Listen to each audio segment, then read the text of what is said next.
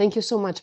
My next question as an icebreaker is regarding this changing world. So the solicitors, for example, and many other professionals start to work remotely more and more. And I think something is also changing in the legislation and in the approach which employers are used to take.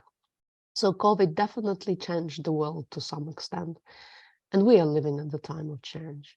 So what do you think? Is it possible really to work remotely, for solicitors in particular?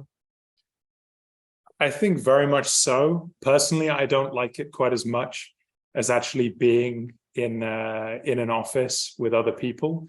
I think it's entirely possible.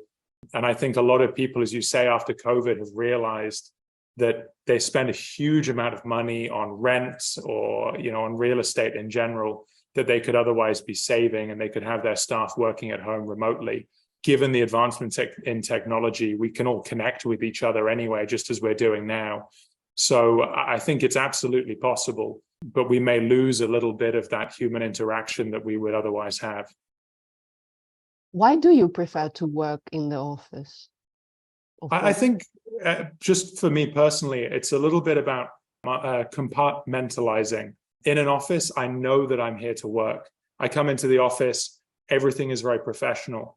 But when you start to blur the line between professionalism and your home life, when you're, taking Zoom calls in your home office or, in your dining room, I think I like to have that distance. I mainly work remotely for the last almost 6 years.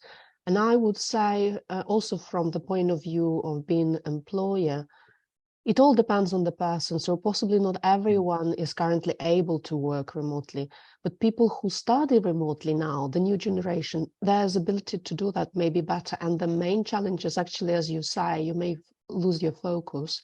But all really depends. Some people work much better remotely. I maybe much more disturbed in an office.